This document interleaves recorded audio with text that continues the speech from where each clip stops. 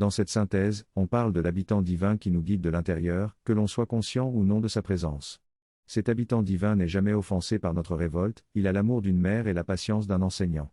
On nous appelle à suivre l'exemple de cet habitant divin, mais cela prend du temps pour en prendre conscience et se mettre en harmonie avec sa présence. Il est important de permettre à l'amour divin de nous pénétrer et de nous transformer. Cela nécessite une discipline positive et négative, rejeter ce qui est contraire à la présence de l'amour divin et cultiver un climat de bienveillance, d'harmonie, d'amitié et de service.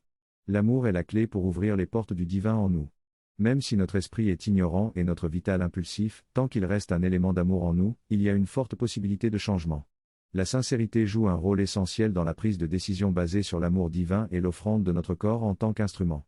Le corps joue un rôle capital dans cette discipline spirituelle et il doit être utilisé uniquement pour servir la manifestation de la vérité que nous avons choisie comme notre guide.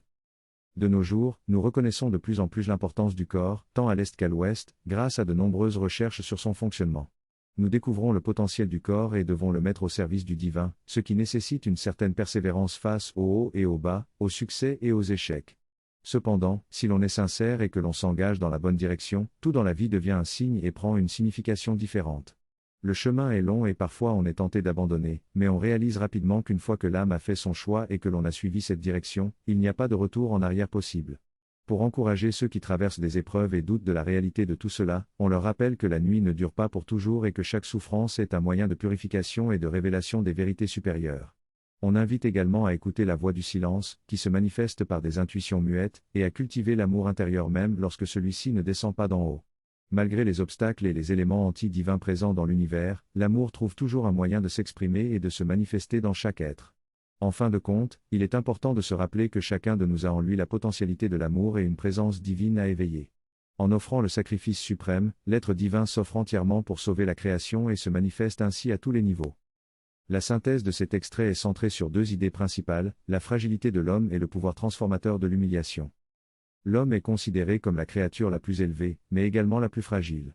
Sa force même est sa faiblesse. Sependa, NT, il est aussi le plus divin, car il a le potentiel de manifester le divin en lui.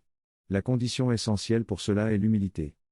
L'humilité est présentée comme la valeur fondamentale qui permet de purifier les autres valeurs terrestres qui donnent de l'importance et de l'estime de soi. Lorsque l'homme est humilié dans les termes mondains, privé de reconnaissance et d'honneur, cela marque le début de la jeunesse de la gloire.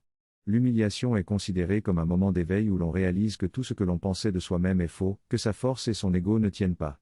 C'est alors le début d'une nouvelle vie, où seule la présence divine et ses promesses ont de l'importance. En conclusion, 2 points sont soulignés, l'individu et l'universel sont un, et dans l'humiliation réside la cradle de la gloire. Reconnaître et respecter le divin en chacun est le chemin sûr pour développer une conscience spirituelle.